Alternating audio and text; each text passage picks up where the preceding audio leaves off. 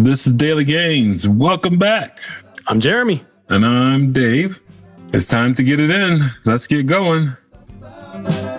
James 4:8. Draw near to God, and he will draw near to you. Cleanse your hands, you sinners, and purify your hearts, you double-minded. Have we heard that double-minded somewhere else already? I'm sure we have. Is that sticking to you? Is that why you mentioned that? But if anyone lacks wisdom, ask of God, who gives to all liberally and without reproach. But when he asks, let him not doubt. For the one who asks in doubt is like a man who's tossed by the way of the sea. He is a double-minded man. Coming to God starts with faith.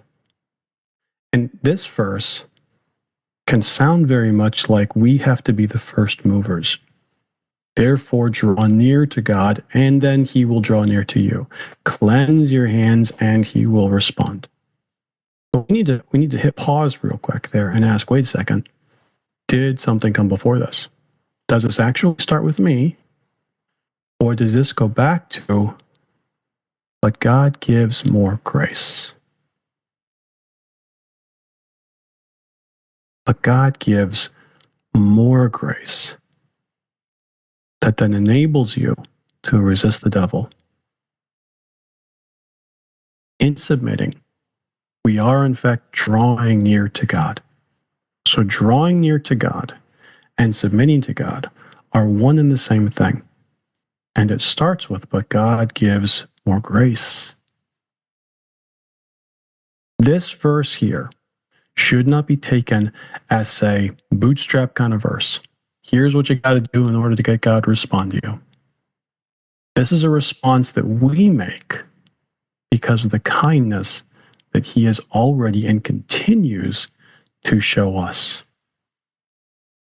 There's another verse in the Old Testament. I forget where exactly, but it says it's the kindness of God that leads to repentance.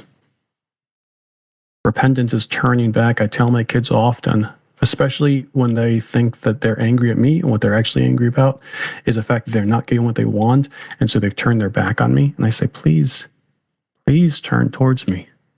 Please don't push me away, because when you push me away, you make it hard for you to receive the good things that I'm offering to you. But as soon as you turn back to me, all the things I have for you that have never been pulled back, you can now receive.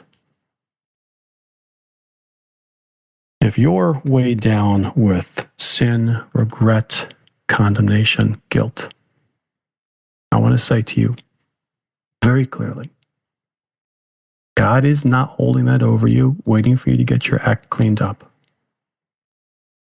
Simply calling you to turn around and recognize that he has been standing behind you with his arms stretched out to you, pleading with you to come to him all this time. And he will give you more grace than you could ever need for whatever place you find yourself in, especially those messes that you're in because of your own choices. Satan hates you. Submitting to Satan includes believing the lies that he tells you about yourself. That you've done too much, you're too far gone.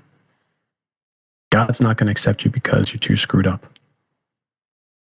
You believe that lie, the same as submitting to him, and God says, please don't.